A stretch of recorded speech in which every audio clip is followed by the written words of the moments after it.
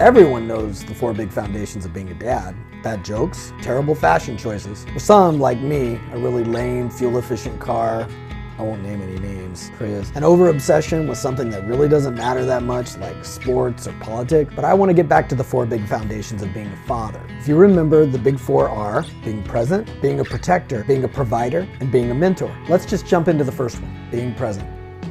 This is like if on final exam day, the teacher says, I'm going to give you half the answers right up front. I think half the job of being a father is being present. From morning breakfast and packing a lunch, to bath time and story time, to secretly following them by car on a first date to a local park, and never revealing you did this until years later in a vlog about being a father. There are about 1 million moments in a child's life for you to see and be a part of. They all tell a story about your kid and your response to them. First steps, and first time on the toilet, first sleepover, and first time at the doctor, first almost kiss at the local park before you honk your horn and duck behind the wheel.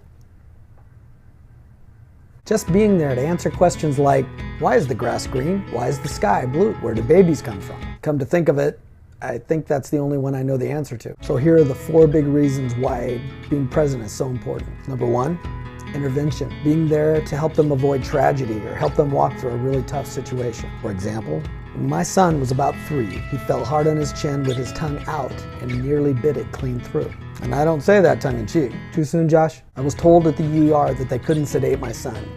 He had to be awake for the sutures. Meanwhile, my son was screaming and struggling. I asked if I could hold him instead. I whispered in his ear and reassured him that no one was trying to hurt him, and that if he could hold still, it would all be over very soon. At the sound of my voice, he began to calm down, and his screaming turned to soft cries. Just being there made a huge difference. Moral of the story, don't tell your kids to bite their tongue. They might actually do it. Number 2, affirmation. There are thousands of moments in a child's life where having a dad around can make a world of difference. I was there to congratulate my daughter after she won a spelling bee, and to cheer my son on after he hit his first and only home run in Little League. It may sound small, but just as the accumulation of millions of tiny snowflakes can cover a mountain, a million tiny moments with your child can change their life. Sometimes it's a casual glance of pride to build confidence. Sometimes it's a big hug when a heart is broken. Sometimes it's a playful push or a pat on the back. Sometimes it's honking the horn and hiding behind the wheel when they're about to make what you perceive to be a huge mistake with some bozo who's not nearly good enough for them. Your presence changes their life for the better. Number 3, observation. As a dad, you're collecting valuable information about your kids, their personality and passions, strengths and weaknesses, the face they make while they're pooping, right before you have to change their diaper, and other important things. One of my kids was pretty fearless and had to be watched closely. His adventurous spirit had the potential to land him in some hot water when he was younger. I guess it still could, but at least now, he's the one who's going to have to pay his neighbor for damages. Observing the way he acted made me aware of the need to teach him how to channel his energy. Another one of my kids was far more cautious and less likely to venture into a new activity. He needed some encouragement to try new things that may have made him nervous at first. As a result of trying and succeeding, he became far more confident in himself. He's now actually an inspiration to others in hurdles he's overcome. These are just a couple of examples. Without being present in their lives, it would have been hard to know how to best guide and encourage them. Number 4, building trust. Interaction strengthens the relationship and connection you have, which will pay huge dividends when the big subjects come up. Try giving the sex talk to some preteen you never interact with and see how that works out.